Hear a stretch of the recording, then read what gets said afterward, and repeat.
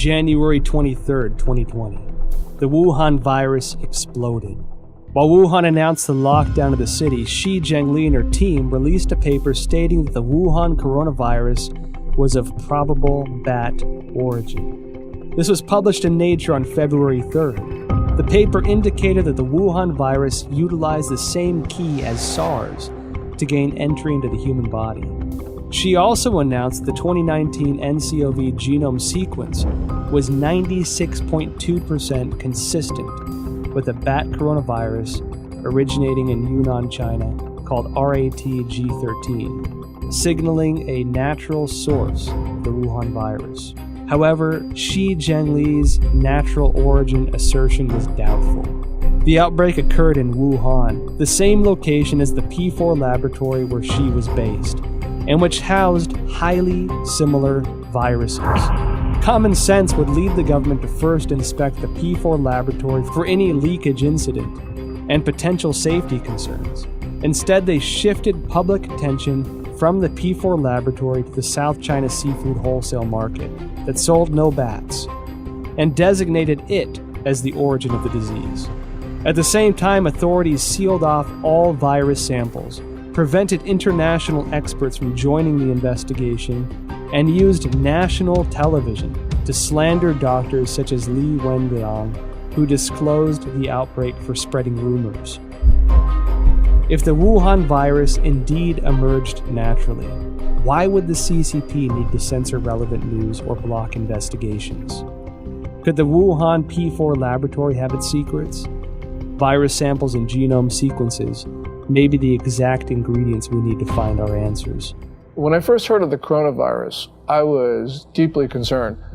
Almost every disease that starts in China begins in Guangdong province, the province that surrounds Hong Kong, in the south. But Wuhan is in the central portion of the country. And so this was extremely unusual. And the fact that it might have started close to the Wuhan Institute of Virology, the P4 biosafety lab, really was extremely troubling. It's not a conspiracy theory to think that the coronavirus came from the Wuhan lab. We don't know at this point. And until we know, the theory about the lab origin is certainly something that we should consider. I noticed that after the outbreak, the Wuhan Institute of Virology kept strangely quiet. Under normal circumstances, as the nation's highest level of virology research institute, it should be the first one to actively respond when the entire country is working around the clock, attempting to control a disease like this. One that so closely fits the type of viruses its scientists were researching. In contrast, the Institute had a highly visible demonstration on CCTV of their efforts to detect and prevent the outbreak of virus V in pigs of Guangdong in 2018. It should be noted that the Wuhan Institute displayed a series of abnormal events since the start of 2020. January 2nd, an email from the Director General of the Institute to all internal staff was circulated. The subject was notice regarding the strict prohibition of disclosure of any information related to the Wuhan unknown pneumonia. National Health Commission clearly mandates that all detection, empirical data, results, and conclusions related to this outbreak cannot be published on self-media or social media, nor disclosed to any media, including state media, or collaborative organizations, including any technical services companies.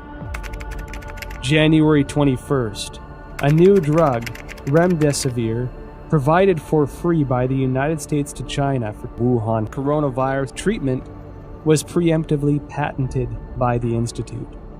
February 3rd, Dr. Wu Xiaohua blew the whistle using his real name that Xi Zhengli's haphazard laboratory management may have led the Wuhan virus to leak from the lab.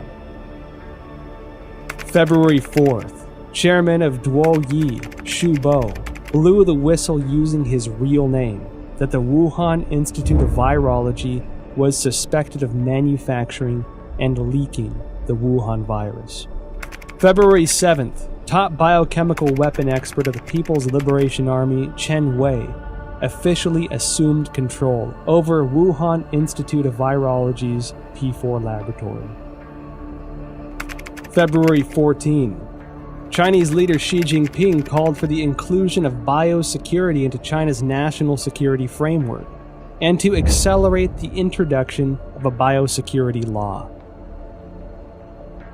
February 15. The Institute refuted widely spread rumors on Chinese social media that a female graduate, Huang Yanling, was patient zero and had perished. However, Huang's photo, CV, and thesis were all removed from the Institute's official website, leaving only her name. February 17.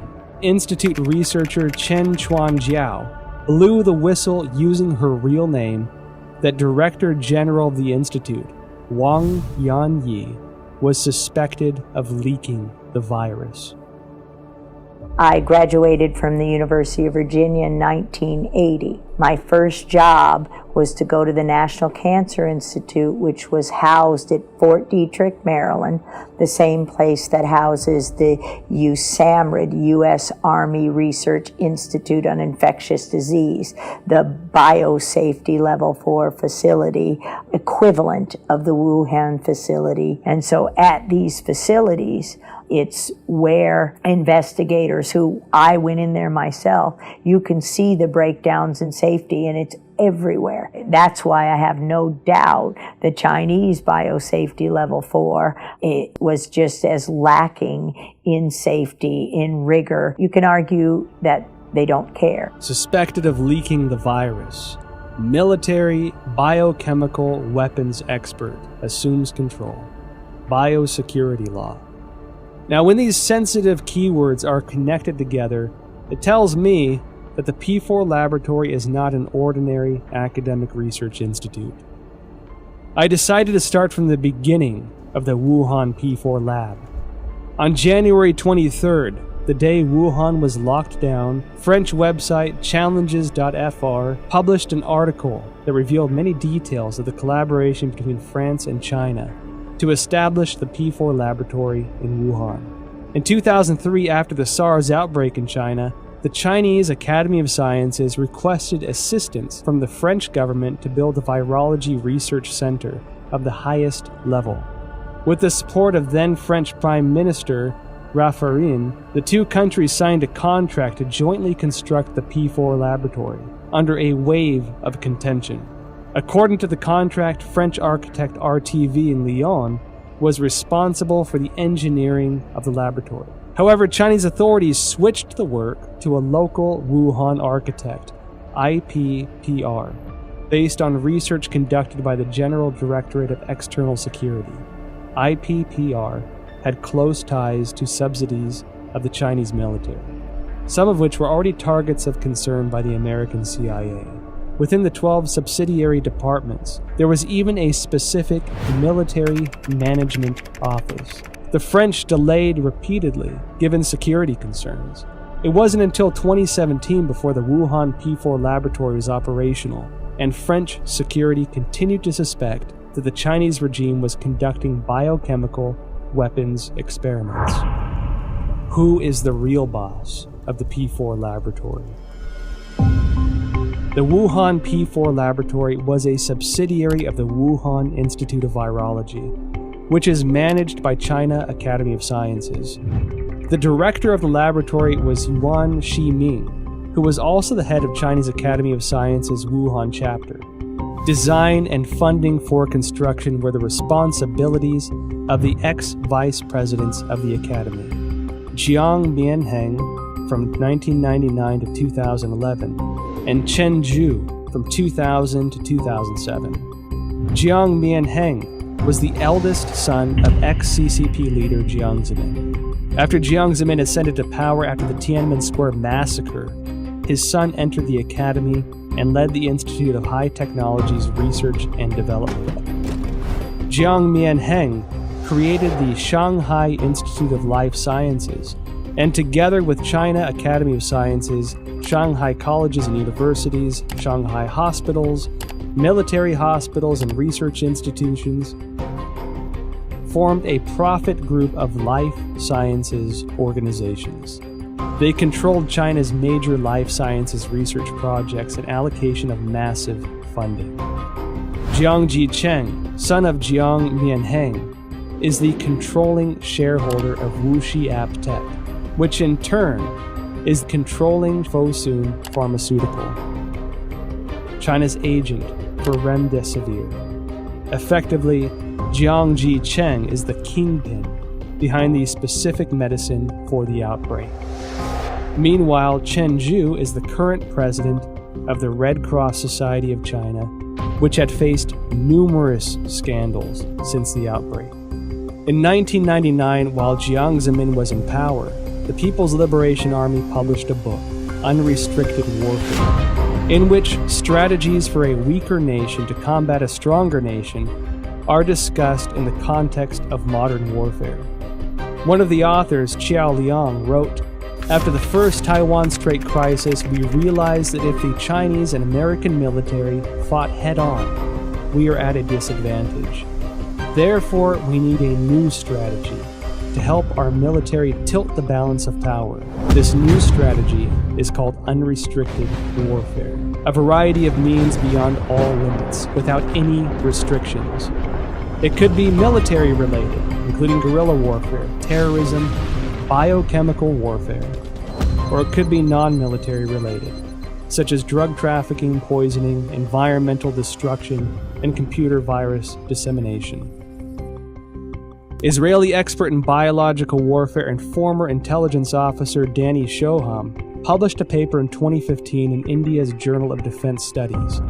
He pointed out that China will not miss, skip, or abandon any highly advanced technology, especially military-related technology. The article noted that China had 12 facilities related to the Ministry of National Defense and 30 subsidiary facilities of the PLA participating in the research, development, manufacturing, testing, or storage of biological weapons. Dr. Francis Boyle, a Harvard PhD famous for drafting the Biological Weapons Anti-Terrorism Act of 1989, clearly expressed, "The novel coronavirus we're seeing here is an offensive biological warfare weapon." The Federation of American Scientists indicated similar concerns in an evaluation report. The organization believed that the CCP possessed advanced chemical warfare projects, including research, development, manufacturing, and weaponizing capabilities. The CCP is usually known to have a proactive biological warfare portfolio, including state-funded and sponsored research activities. I believe they have them. I believe they're developing them. I think they want to be the most advanced nation on earth when it comes to biological weapons. The same as I believe that they do forced organ harvesting. The same as I believe that they have concentration camps for Uyghurs. The way I believe that they have systematically killed millions of Falun Gong. It is the same thing, this regime. You can count on it.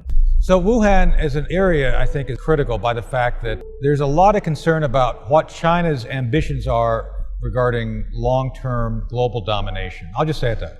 Their military doctrines indicated that they intend to be the dominant political and military force in the Pacific Rim. I've talked to senior members of the Trump administration who have had conversations with the senior Chinese generals, and that's what they basically say. It's in their doctrine, too.